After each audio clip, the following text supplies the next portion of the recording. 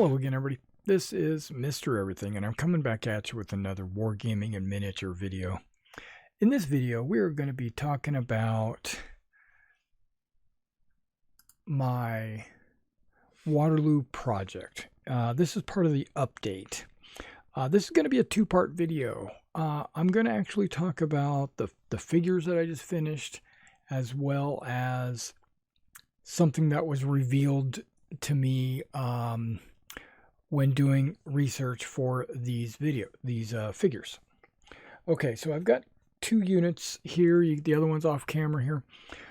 They're both Landwehr, Hanover and Landwehr.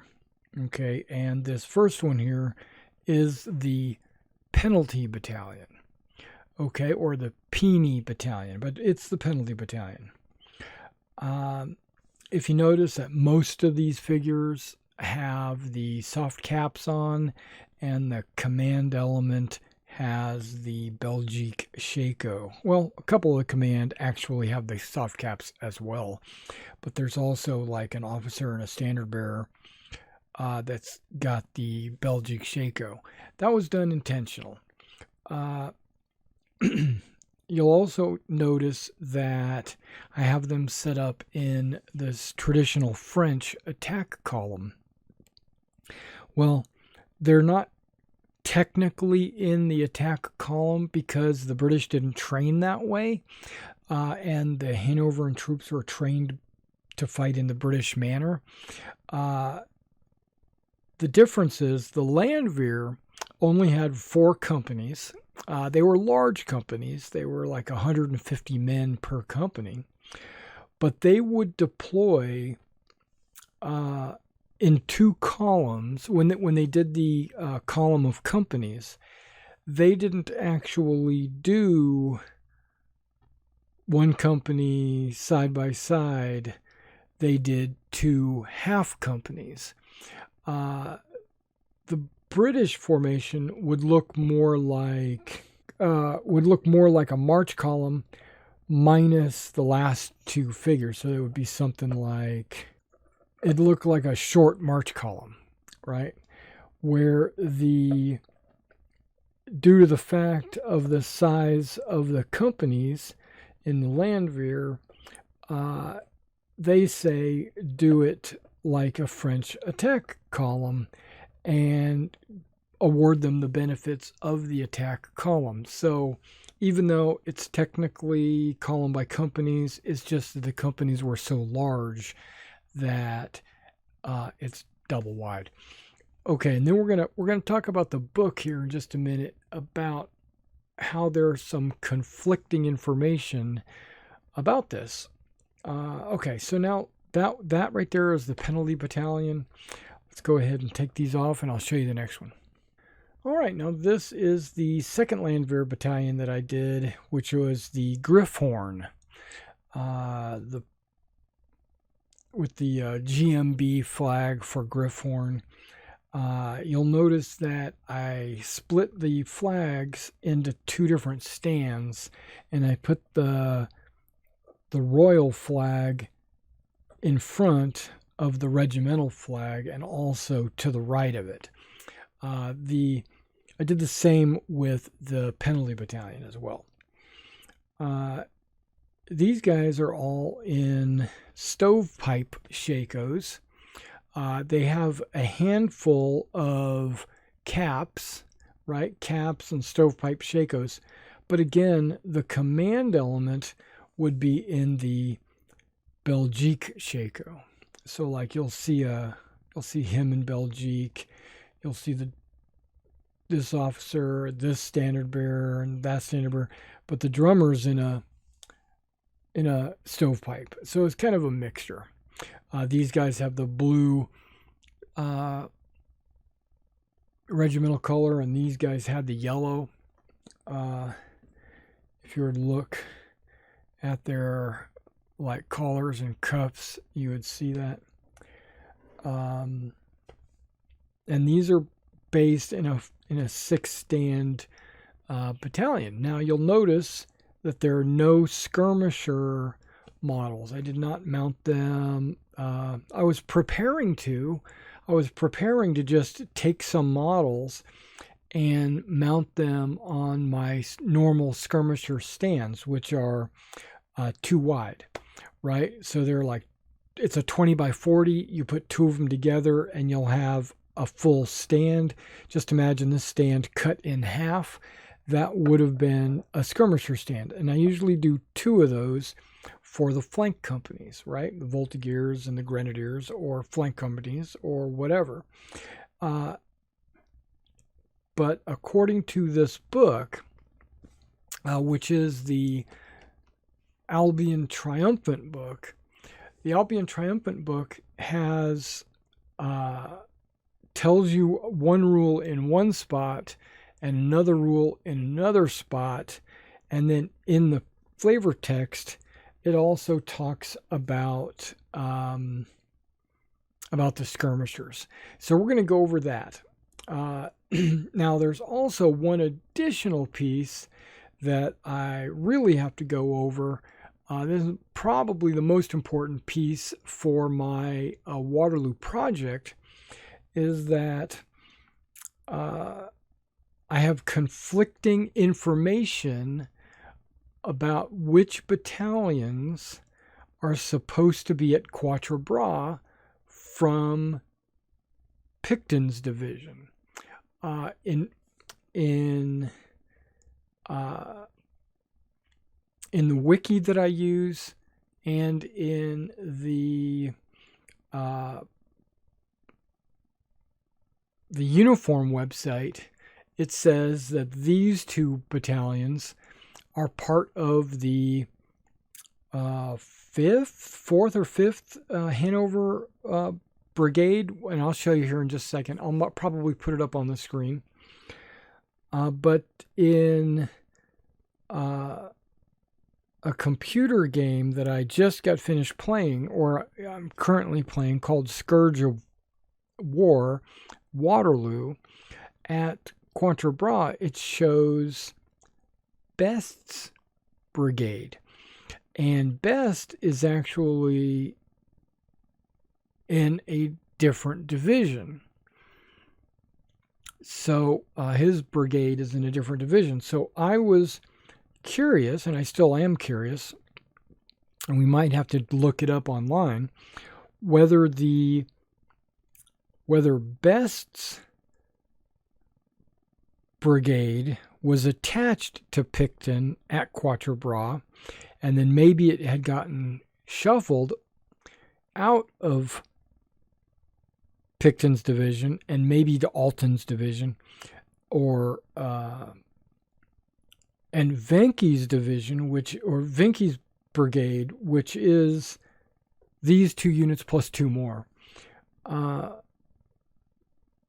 which all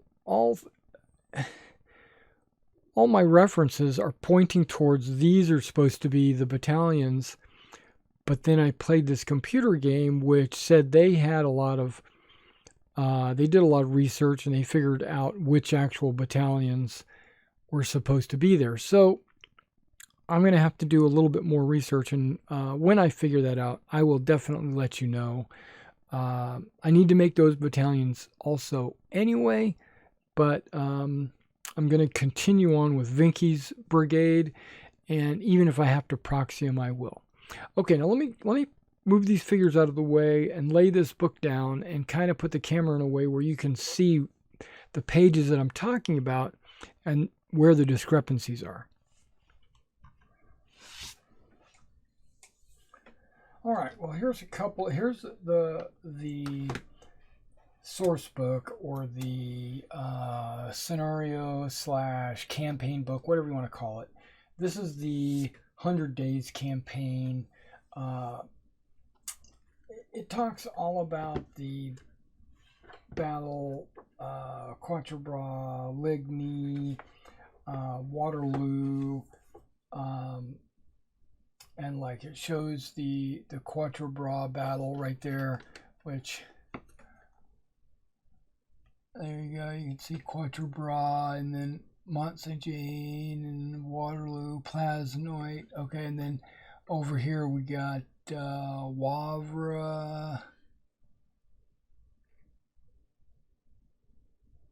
Yeah. Okay, so that's what this campaign book's all about, right? Okay, so this is not a review of this book, but this is a warning to those of you out there that are interested in this time period or these battles. When you pick this book up, understand that in my opinion, this book has got errors. Okay. So for those of you haven't really looked at this book, I want to show you that it's broken down into like a history section, which you can kind of just fly through. But then it comes to the armies of the 100 Days campaigns, and the first section is Great Britain, right? Okay, well, we can skip Great Britain. It's no big deal. But it talks about the four deep line, the column of companies, mixed formations, the steady line rule. And then when it comes to the individual units, it talks about the unit in the text, right? And then it tells you what kind of unit it is, what it's armed with. You know, it's hand-to-hand, it's shooting, it's morale, stamina. And then it's got this little section here called Special. And then underneath, it'll say they will have these special rules as well. So what they're saying is they're going to have, there's too many of them to list in this small little box. Okay, I can dig all that. And it does that for every single unit. And then the next chapter is, I think I need to change the way my camera is. Give me a moment. Okay, so I went with a wider angle on the camera so you can see more. Well, now it's got the British allies, or Britain allies. And the first one they talk about is Hanover. Okay, which is great because then it goes into Brunswick and all this other stuff. But we're talking about my Hanover Landwehr, right? Okay. Talks about the infantry. There were two different types of Hanover infantry. There was the field and there was the Landwehr. Okay, so far so good. The field units, line and light, were the better formations made up of men who volunteered. And a good portion of them have military experience. Good. A good portion of them, not all of them, right? The Landwehr were a different proportion. They were militia. They were freshly raised, inexperienced. They had little stomach for the coming fight. Although they did have KGL cadre and officers and NCOs to help them with that. Okay. And then there was two independent companies, rifle-armed Jaegers. Okay. Okay, they had one field battalion and 3 Landwehr battalions in each of the brigades. Wellington decided to break that up, and he put all the field in one and all the Landwehr in others. Okay, even though there was 3 Landwehr, would have made 3 Landwehr brigades and one line or field brigade. Okay, here it is. This is the paragraph that I wanted to get to. It says the field battalions had 8 companies in their battalions, while those of the Landwehr had 4. There was no flank companies. A company on paper had 150 men of all ranks carrying muskets, and the average battalion strength was usually over 600. Okay, that's normal. And then it goes, in each company of the line battalion, every 12th man trained as a skirmisher. And 10 men in each company were sharpshooters. In the 2 light battalions, Lüneburg and Grubenhagen, every man received skirmisher training, with 1 company in each of these battalions armed with rifled muskets. Like the British, the Hanover infantry fighting formation of their choice was too deep line, but they could form column of companies, blah, blah, blah, blah. And it goes into all that. But then on this paragraph here, it says Hanover and Landwehr battalion column of companies was on a 2.5 company frontage, which actually meant that it had a company-wide frontage. And as it only had 4 companies, its dimension resembled a French attack column. Okay, we talked about that. Okay, but this implies, or this says, that only the field battalions had men, a proportion of the men that could be deployed as skirmishers. The Landwehr had no skirmishers. Yeah, in each company of the line battalions, not Landwehr. Okay, and then okay, so I'm okay with that. That seems like a very reasonable thing. And then you come down here to where it says Hanover Landwehr, special rules or whatever. But then it says Hanover Landwehr infantry have the following special rules together with the above stats, like every other unit. Blah, blah, blah, blah, blah. And then this one right here, mixed formation. Okay, mixed formation means you have a formed element, and then you have skirmishers in the front. Not all skirmishers. About 1/3 of your element goes forward as skirmishers. So when I looked at this, I'm like, okay, this is telling me that they can have skirmishers. Then we go skip all past all the scenarios, and like here's Quatre Bras right there. We skip past all that. And then we get to the stats for all the armies. Army lists in pointed games. British stats, but then you have the Hanover units are all listed here under British stats. And here's where it becomes weird. And this I want to believe this, and I base them based on this page right here. Hanover line, no special rules. Hanover light, skirmish and sharpshooter. So far, so good. Hanover Landwehr, freshly raised and unreliable. And then Jaeger is skirmish, sharpshooter, rifle mixed. So they can do all kinds of crazy stuff. But then you've got this little piece, this little thing right here. Says all British, KGL, and Hanover field infantry, not Landwehr, have the special rules. Cannot form attack column, must form square, can form skirmish and terrain they could not normally enter. Then in bold letters, it says Hanover Landwehr can form attack column. All cavalry can form deep formation. This does not say the Hanover field infantry can form mixed.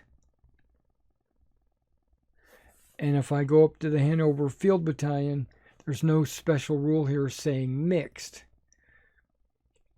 which is weird because I would think the Hanover line battalions could form mixed based on the number of skirmishers they have trained in each company. But I wouldn't think that the Landwehr could form mixed or skirmish in any way. So yeah, so it's deeply concerning. And then there's no more mention of forming mixed or anything. It just talks about points after that. And then other nations like Dutch Belgian and French and Prussians and the Imperial Guard and stuff like that. Now, if I was just to hypothetical this,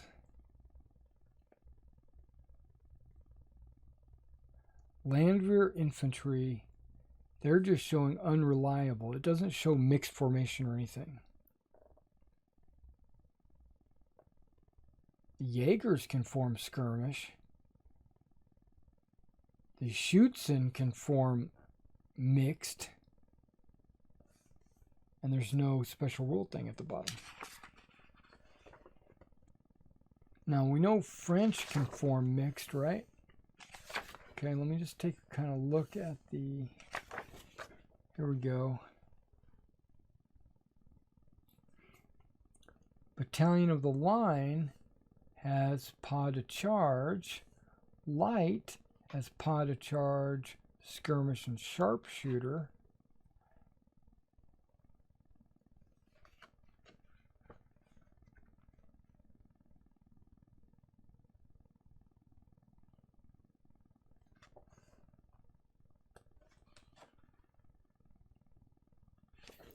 And it doesn't say anything about mixed either. But if I was to go to the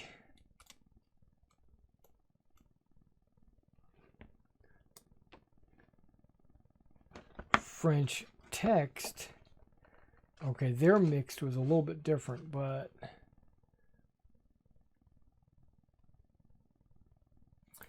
French line regiments, 1 Voltigeur, 1 Grenadier,